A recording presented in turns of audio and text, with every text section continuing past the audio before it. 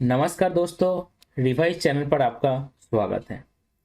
तो आज की इस वीडियो में हम लोग एसएससी सीजीएल 2021 का 19 अप्रैल 2022 को जो तीसरा शिफ्ट हुआ था उसका बेस्ट क्वेश्चंस को सॉल्व करेंगे। आपको पता ही है, एक शिफ्ट में 25 क्वेश्चन होता है और 25 क्वेश्चन के अंदर लगभग 5 से 6 क्वेश्चन अच्छा क्वेश्चन होता है।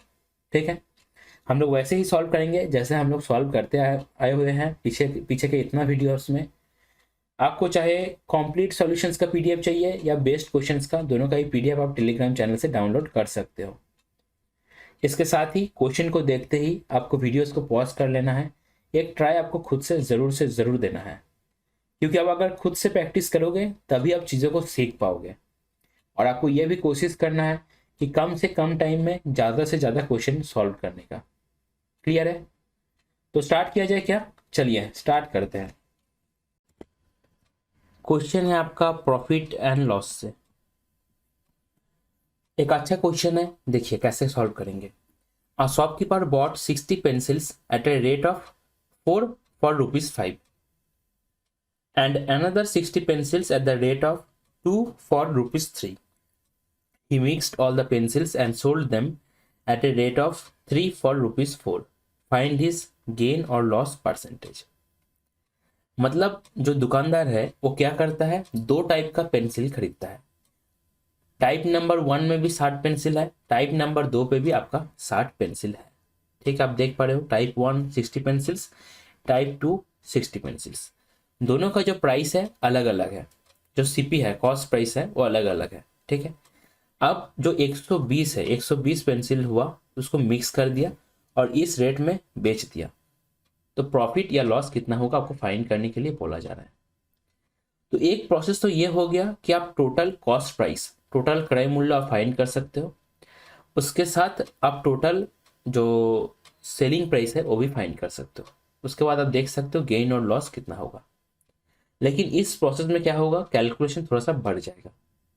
हम लोग कैसे करेंगे ना, हम लोग देख लेंगे कि एवरेज कॉस्ट प्राइस, मतलब दुकानदार जब खरीदता है तब उसको एक पेंसिल का एवरेज में कितना पैसा देना पड़ता है। क्लियर है? और जो सेलिंग प्राइस हम लोग को पता है एक पेंसिल का, उससे हम लोग क्या करेंगे, गेन और लॉस परसेंटेज कैलकुलेट करेंगे। देखिए कैसे करते हैं ना। पहला जो पेंसिल है टाइप 1, उसमें आप देख पा रहे हो at the rate of 4 for ₹5, मतलब 4 पेंसिल का प्राइस कितना है, ₹5। तो एक पेंसिल का प्राइस कितना हो जाएगा ना, 5/4 रुपीस। इसके साथ ही जो टाइप 2 पेंसिल है, जिसमें भी आपका 60 पेंसिल सी है, उसमें आप देख पा रहे हो दो पेंसिल का प्राइस कितना है, दो पेंसिल का प्राइस है ₹3। दो पेंसिल का प्राइस ₹3, तो एक पेंसिल का कितना हो जाएगा ना, 3/2 रुपीस। ठीक है, तो टाइप 1 में भी आपका 60 पेंसिल्स है, टाइप 2 में भी आपका 60 पेंसिल्स है। अब अगर हम लोग देखें कि एक में प्राइस पड़ रहा है 5/4, एक में पड़ रहा है 3/2, तो मतलब एवरेज कितना होगा ना, दोनों का ऐड करके 2 से भाग करना पड़ेगा। ठीक है, तो एवरेज प्राइस मतलब एवरेज कॉस्ट प्राइस हम लोग बोल सकते हैं, एवरेज सीपी ऑफ 1 पेंसिल, ये कितना हो जाएगा ना, 5/4 प्लस आपका 3/2/2। ठीक है, एवरेज सीपी आपको मिल जाएगा। एलसीएम होगा 4, तो यहाँ 6, तो 11/4 इंटू 2 8 हो जाएगा। यह है सीपी, ध्यान रखिएगा। और आप देख रहे हो मिक्स करने के बाद आपका टोटल जो सेल कर रहा है, आपका 3 पेंसिल सेल करते हैं 4 रुपीस में, 3 पेंसिल सेल करते हैं 4 रुपीस में, तो एक पेंसिल का प्राइस कितना हो जाएगा ना, दैट विल बी 4/3 रुपीस। ये क्या है, ये है एसपी एक पेंसिल का। ठीक है, अब टोटल पेंसिल ऊपर कितना है, 120, और सेलिंग प्राइस में टोटल मतलब जो सेल कर रहा है उसमें टोटल नंबर ऑफ पेंसिल कितना है, 120 ही है, तो 120 ऊपर और नीचे कट जाएगा। तो हम लोग बोल सकते हैं कि सीपी जो है 11/8 है, और एसपी कितना है, एसपी है आपका 4/3। ठीक है, ये है एसपी और ये है आपका सीपी। तो यहाँ से हम लोग को प्रॉफिट या लॉस देखना है। प्रोसेस कैसा होता है, जब फ्रैक्शन में रहेगा आपको डायगोनली मल्टीप्लाई कर देना है। ठीक है, तो क्या आ रहा है, सीपी आ रहा है आपका 33 और एसपी आ रहा है आपका 32। तो आप देख रहे हो लॉस हो रहा है कितने में ना, 33 में 1 का लॉस इंटू 100, ये कितना हो जाएगा ना, लॉस ऑफ 1/33%। ठीक है, तो ऑप्शन बी हो जाएगा आपका करेक्ट आंसर। आप अगर प्रॉपर प्रोसेस में भी करते तो क्या होता ना, 11/8 होता, माइनस हो जाता 4/3 बटे हो जाता सीपी के रिस्पेक्ट में 11/8। तो आप इसको जब कैलकुलेट करोगे ना तो आप देखोगे लास्ट में ही आएगा 1/33। क्लियर है, तो इसलिए मैंने बोला शॉर्टकट क्या है, डायगोनली मल्टीप्लाई कर देना है, ये 33 हो जाएगा सीपी और एसपी हो जाएगा आपका 32। फिर आपको देखना है क्या लॉस हो रहा है क्या प्रॉफिट हो रहा है। क्लियर है क्या, चलिए क्वेश्चन है आपका अलजेब्रा से। तो ये जो क्वेश्चन है इस क्वेश्चन को आप से पूरा एक्सपेंशन करके, मतलब x प्लस वाई का होल क्यूब इसको तोड़ के, x माइनस वाई का होल क्यूब इसको तोड़ के ऐसे कर सकते हो, फिर आप y का वैल्यू निकाल सकते हो। लेकिन सबसे बेस्ट जो है, मैंने आपको बोला है, जब क्वेश्चन में आपको एक्सप्रेशन दिया रहे और ऑप्शंस आपको नंबर पे रहे तो आप वैल्यू पुटिंग आराम से कर सकते हो। वैल्यू पुटिंग अगर यहाँ पे हम लोग x इजिकल टू 0 पुट करते हैं and y equal to 0 put करते हैं, तब आप देखिए क्या होगा ना, आपका दोनों तरफ भी 0 0 बन जा रहा है। ठीक है, तो ये नहीं हो सकता है। k के साथ क्या है, k के साथ है y, तो y को अगर हम लोग 1 ले ले और x को 0 ले ले तब आपका कैलकुलेशन सबसे छोटा हो जाएगा। k के साथ y है तो हम लोग उसको 0 नहीं ले सकते, हम लोग को k का वैल्यू फाइंड करना है। ठीक है, तो ये सही रहेगा। हम लोग x equal to 1 y equal to 1 भी पुट कर सकते हैं, हम लोग x equal to 2 y equal to 2 भी पुट कर सकते हैं, सेम आंसर आएगा हर एक केस में। लेकिन सबसे कम कैलकुलेशन जो होगा that will be x equal to 0 and y equal to 1। तो x इजिकल टू अगर 0 पुट करेंगे, y इजिकल टू 1 पुट करेंगे, तो पहले आएगा 1, फिर माइनस ये आएगा 0 माइनस 1 का क्यूब, तो 1 प्लस 1 हो जाएगा। ध्यान रखिएगा कैलकुलेशन में गलती ना हो। 0 माइनस 1 तो माइनस 1 का क्यूब -1 होता है, बाहर माइनस है तो प्लस हो जाएगा, -3 इंटू 1 आएगा, 2 इधर 0 आएगा, -3 ये आएगा, that is equal to k into 1 आएगा। तो k का वैल्यू आ जाएगा आपका 3 3 9 प्लस हो जाएगा और 2 11, तो ये k का वैल्यू हो जाएगा आपका 11। ठीक है, आप कोई भी वैल्यू पुट करोगे, आप अगर x is equal to 1.375 y is equal to 1.5 put करोगे फिर भी आपका आंसर मैच हो जाएगा, उसमें कोई दिक्कत नहीं। लेकिन सबसे कम कैलकुलेशन ऐसे ही होगा क्योंकि x equal to 0 y equal to 0 हम लोग पुट नहीं कर पाएंगे। क्वेश्चन है आपका नंबर सिस्टम से, तो k का वैल्यू फाइंड करना है जिससे ये जो दिया गया है ये आपका 6 से डिविजिबल हो। तो 6 से डिविजिबल होना मतलब अगर हम लोग इसको 2 को प्राइम में तोड़ेंगे तो 2 आ जाएगा और उसके साथ 3 आ जाएगा, मतलब नंबर जो है 2 से भी डिविजिबल होना चाहिए, 3 से भी डिविजिबल होना चाहिए। क्लियर है, अब देखिए 2 से अगर डिविजिबल होगा तो लास्ट डिजिट जो है नंबर का वो आपको इवन होना चाहिए, इवन लास्ट डिजिट। तो इससे आप बोल सकते हो कि ऑप्शन को देख सकते हो कौन सा हो सकता है, तो 4 हो सकता है या तो 2 हो सकता है ऑप्शन के हिसाब से, ऑप्शन ए या ऑप्शन सी। क्लियर है, अब एक चीज देखिए, जो डिजिट का सम होगा, इस नंबर्स का जो डिजिट है उसका जो सम होगा वो भी 3 से डिविजिबल होना चाहिए। तो k को छोड़िए, आप देखिए बीच में से कितना आ रहा है, 5 + 3 + 2 + 6, तो 5 3 8 2 10 और 16, 1616 और 16 मतलब कितना ना, 1 + 6 7 आ रहा है। ठीक है, अब k का समेशन, दोनों k को अगर जोड़ते हैं तो k + k यहाँ पे कितना होगा 8 होगा और k + k यहाँ पे कितना होगा 4 होगा। ठीक है, तो अगर आप 8 जोड़ते हो 7 के साथ तो 15, तो 6 आ रहा है, मतलब 3 से डिविजिबल ये हो जाएगा। लेकिन आप अगर 4 जोड़ते हो तो 11 आ रहा है, तो 2 आ रहा है, 2 3 से डिविजिबल नहीं होता है। तो जो आपका इवन जो लास्ट डिजिट है वो कितना होगा 4 होगा। क्लियर है, तो 4 पहले भी आएगा लास्ट में भी आएगा, ये का वैल्यू हो जाएगा 4। तो इसी लॉजिक से आपको समझना है। क्वेश्चन है आपका ज्योमेट्री का सर्कल से। देखिए बोला जा रहा है in a circle with centre O and of radius 13 centimeter, two parallel chords are drawn on different sides of the center. अच्छा, मतलब सेंटर के ऑपोजिट्स में, अगर ये सेंटर है तो डिफरेंट साइड्स, इधर एक है और आपका इधर एक है।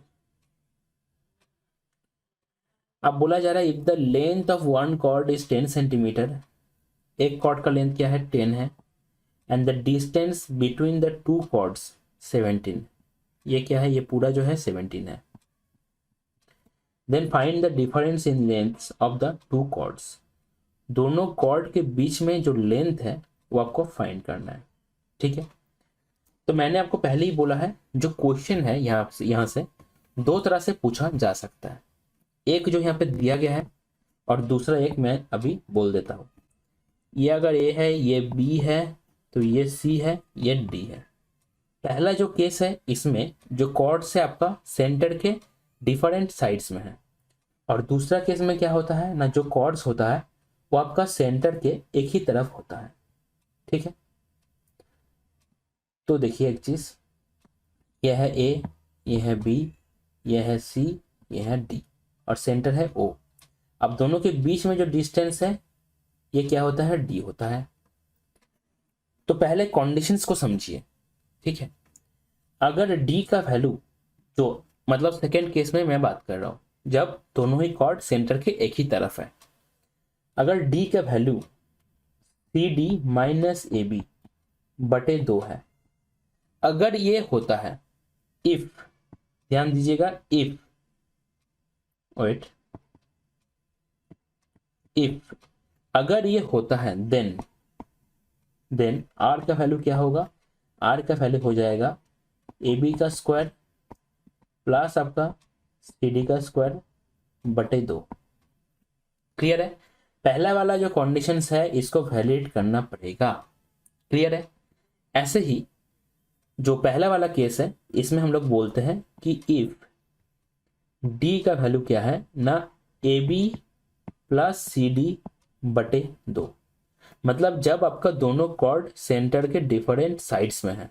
ठीक है, देन रेडियस क्या होगा ना, वही फॉर्मूला हो जाएगा, ए बी स्क्वायर प्लस आपका सी डी स्क्वायर बटे 2। एक चीज आपको ध्यान रखना है, 2 जो होता है रूट के अंदर नहीं होता है, रूट के बाहर होता है। अगर रूट के अंदर होगा तो 4 बन के रूट के अंदर आएगा। क्लियर है, दोनों ही केस में आर का वैल्यू क्या है, सेम है, दोनों ही केस में आर का वैल्यू सेम है, लेकिन कंडीशंस जो है ये दोनों ही केस में अलग अलग है, कंडीशंस अलग अलग है।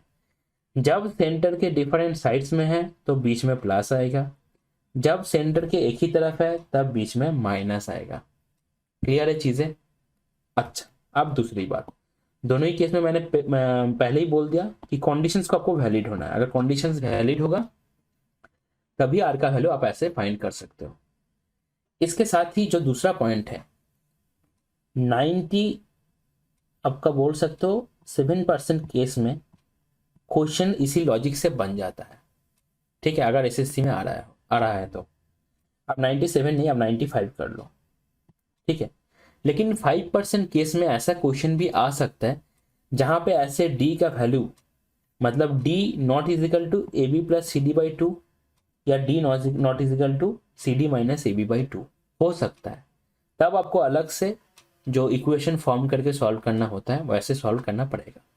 लेकिन मैं क्या बोल रहा हूँ, 95% केस में ऐसे हो जाता है। ठीक है, तो आपको एक बार कंडीशन वैलिड हो रहा है कि नहीं वो अप्लाई करके देख लेना है। तो यहाँ पे आप अगर देखेंगे, हम लोग मान लेते हैं कि यहाँ पे ये कंडीशन वैलिड होगा, पहले एक बार चेक कर लेना है। अगर चेक करके हो गया तो क्वेश्चन तो बहुत जल्दी सॉल्व हो जाएगा, अगर नहीं हुआ तब दिक्कत है, थोड़ा सा कैलकुलेट करना पड़ेगा।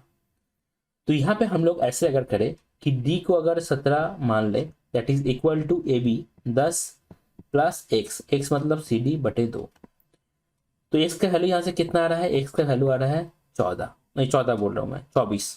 ठीक है, 34 माइनस 10 तो 24 आ रहा है।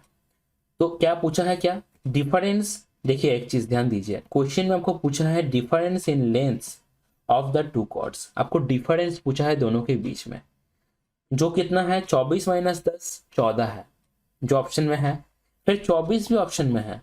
तो बहुत लोग क्या करेगा, पॉट का लेंथ फाइंड करके आंसर टिक करके चला आएगा। ठीक है, चला जाएगा 3 नंबर आपका। तो करना क्या है आपको, देखिए 3 नंबर तो नहीं जाएगा, 2.5 जाएगा। कितना करके होता है, हाँ 0.5 करके होता है। देखिए तो आपका क्या बोला था मैं, हाँ तो डिफरेंस क्या हो जाएगा ना, 24 माइनस 10 तो 14 हो जाएगा। ठीक है, तो ऑप्शन बी जो है हो जाएगा आपका करेक्ट आंसर। मैं हर एक चीज को बहुत ही डिटेल में समझाता हूँ और जितना जरूरत है उतना मैं बोलता हूँ। एक बार मैं एक्सप्लेनेशन जो देता हूँ बहुत धीरे धीरे एक्सप्लेन करता हूँ, सो दैट मैं जो बोल रहा हूँ आप तो सुन के ही समझोगे ना। आप उसको सुनो, टाइम दो उसको डाइजेस्ट करने के लिए, लेयर बाय लेयर आपके दिमाग में वो बैठ जाए। मैं अगर जल्दी जल्दी जल्दी जल्दी बोल दूंगा, आपको वीडियो को 3 से 4 बार देखना पड़ेगा, कोई मतलब नहीं है उसका। मैं धीरे से बोलता हूँ, लेकिन मैं कोशिश करता हूँ कि हर एक चीज, हर एक पॉइंट को मैं सजा के ध्यान से बोलूँ, सो दैट आप जब सुन के उसको समझ रहे हो, आपका लेयर बाय लेयर दिमाग में बैठ जाए। क्वेश्चन है आपका परसेंटेज से, थोड़ा सा नया पैटर्न का क्वेश्चन है, अच्छा क्वेश्चन है। देखिए बोला जा रहा है, a fruit seller sales 45% of the oranges that he has along with one more orange to a customer. He then sells 20% of the remaining oranges and 2 more oranges to a second customer. He then sells 90% of the of the now remaining oranges to a third customer and is still left with 5 oranges. How many oranges did the fruit seller have initially? तो आपको पूछा जा रहा है कि पहले एकदम beginning में आपका फ्रूट सेलर के पास कितना ऑरेंजेस था। ठीक है, पहले जितना था उससे वो ऐसे ऐसे ऐसे ऐसे करके चीज़ों को बेच रहा है, तो पहले कितना था वो पूछा जा रहा है। तो इस तरीके का क्वेश्चन में आप क्वेश्चन का जो पैटर्न है ये आप इलेक्शन वोटिंग की तरह सोच सकते हो, जहां से क्वेश्चन को अगर हम लोग एकदम एंड से स्टार्ट करें तो क्वेश्चन को सॉल्व करना आसान रहता है। ठीक है, जो इलेक्शन एंड वोटिंग का क्वेश्चन होता है, परसेंटेज का एक चैप्टर है इलेक्शन एंड वोटिंग, तो उसमें आपका ऐसे ही होता है। अगर क्वेश्चन को हम लोग एकदम लास्ट से सॉल्व करते हैं तो क्वेश्चन को सॉल्व करना आसान होता है, कैलकुलेशन भी कम होता है। ठीक है, तो हम लोग 3 स्टेटमेंट है, 3 लाइन है, तो एकदम तीसरे लाइन से जाएंगे। तो जो तीसरा लाइन है इसमें बोला जा रहा है, he then sells 90% of the now remaining oranges. अभी जितना बाकी है उसका 90% बेच डालता है to a third customer and is still left with 5 oranges. ठीक है, तो एक चीज देखिए, जो तीसरा केस है उसमें जो बचा हुआ है उसका 90% क्या हुआ ना, उसका 90% वो बेच रहा है, उसके बाद भी उसके पास 5 ऑरेंजेस है।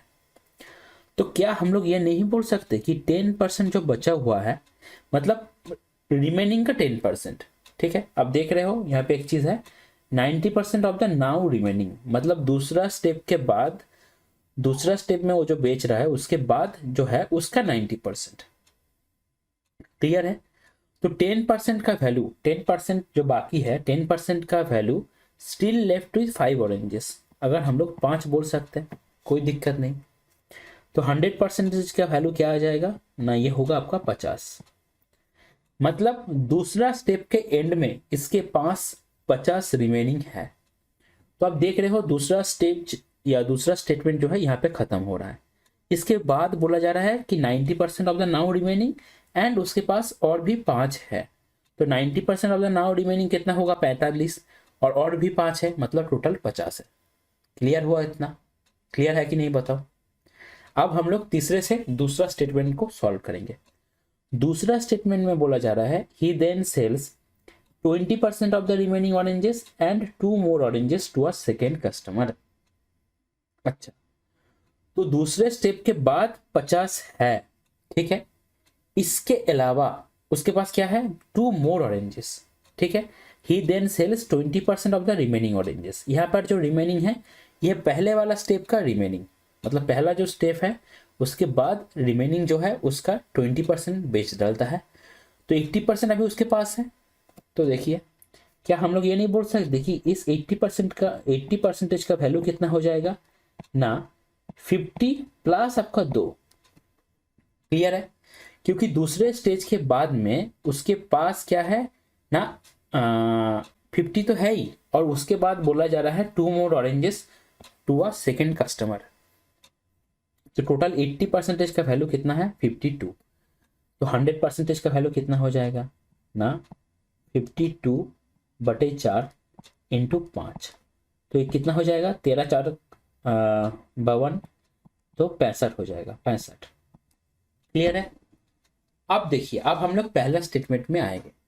उसमें क्या बोला जा रहा है ना, sells 45% of the oranges. Initially जितना था उसका 45%, दैट ही has along with 1 more orange to a customer.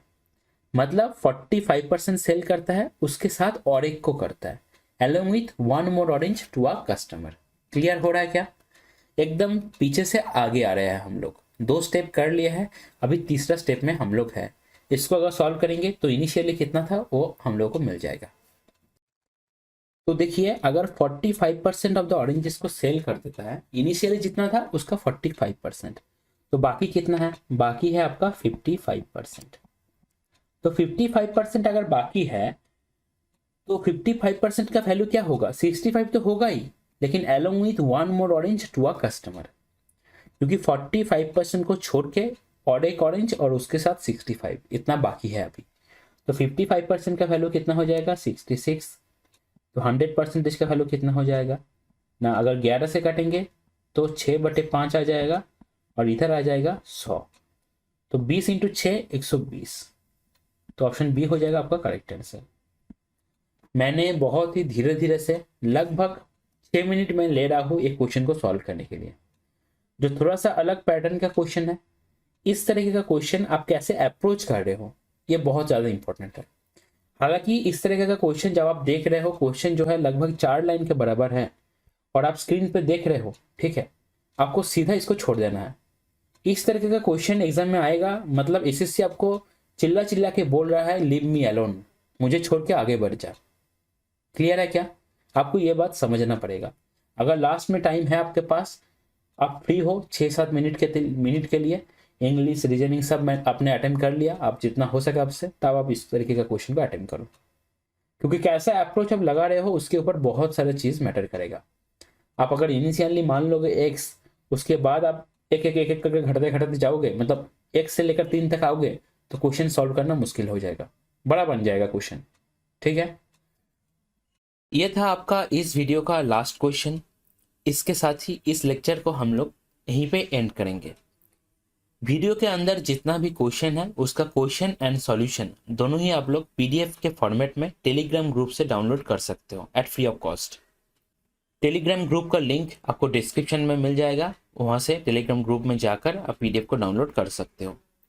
इसके साथ ही अगर किसी को लगता है कि किसी भी क्वेश्चन में इससे भी बेटर अप्रोच हो सकता है, तो आप कमेंट कर सकते हैं। इसके साथ ही हम लोग का टीम का जो मेल आईडी है रिवाइज properly@gmail.com, यहाँ पे भी आप लोग मेल भी कर सकते हैं। अगर आपका कोई पर्टिकुलर सजेशन भी है तो भी आप लोग मेल कर सकते हैं। क्लियर है? अब क्वेश्चन आता है कि कैसे हम लोग वीडियोस को अपने काम में लें, अच्छे से यूटिलाइज करें, कैसे हम लोग वीडियो से प्रैक्टिस करें। ठीक है, ये भी थोड़ा सा समझ लीजिए। देखिए, ये सब बहुत बेसिक सा चीज़ है, लेकिन बहुत लोगों का क्या होता है कि पूरा प्रॉपर आइडिया नहीं रहता है, तो थोड़ा सा वो लोग भटक जाता है। ठीक है, चीज़ों को करता है लेकिन प्रोसेस जो होता है थोड़ा सा सही नहीं रहता। तो प्रैक्टिस कैसे करना है समझ लीजिए। आपने वीडियो को स्टार्ट किया, वीडियो को स्टार्ट करने के बाद क्वेश्चन को देखते ही आपको पॉज कर लेना है। पॉज करके आपको क्वेश्चन को सॉल्यूशन करना है। ठीक है, हो सकता है कि आपका अप्रोच बेटर ना हो सकता है आपको टाइम ज़्यादा लगे, लेकिन किसी भी तरह आपको आंसर तक पहुंचना है। इसके बाद आपको वीडियो को देखना है। अगर आपने देखा कि अप्रोच कुछ बेटर है आपसे, तो आप सीख लीजिए अप्रोच को अच्छे से, क्या किया गया है समझ लीजिए। ठीक है, अगर देखा कि सही अप्रोच है आपका भी और वीडियो का भी, तब आप आगे बढ़ जाइए। ठीक है, ये पॉज वाला बात बहुत ज़्यादा इंपॉर्टेंट है। हर एक क्वेश्चन में आपको पॉज करके ज़रूर से ज़रूर खुद आपको पहले ट्राई करना ही है, तभी आपको ये प्रैक्टिस काम में आएगा। क्लियर हुआ बात?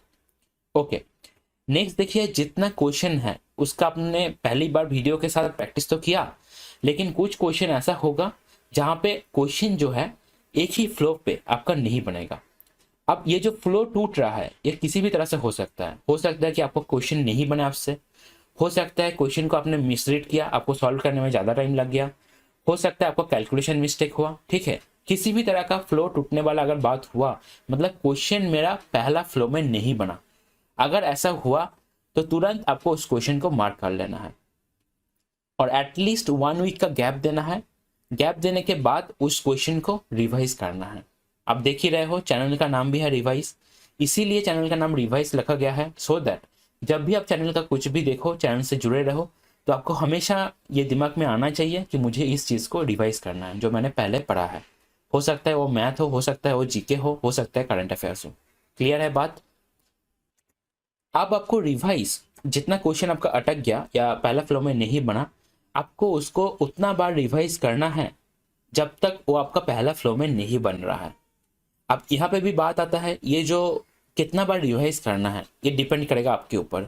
हो सकता है आपके लिए वो 2 हो, किसी और के लिए वो 4 हो, या किसी और के लिए वो एक ही बार हो, ठीक है। लेकिन जब तक वो पहला फ्लो में नहीं बन रहा है, 1 वीक का गैप भी देना है, इंपॉर्टेंट है ये। जब तक 1 वीक के गैप में वो पहला फ्लो में नहीं बन रहा है तब तक आपको उसको रिवाइज करना है। क्लियर है बात? खुश रहिए, अपने स्वास्थ्य का ध्यान रखिए और फिलहाल अभी ज़्यादा टेंशन मत लीजिए, मेहनत करते रहिए एंड सही टाइम का वेट कीजिए। Thank you.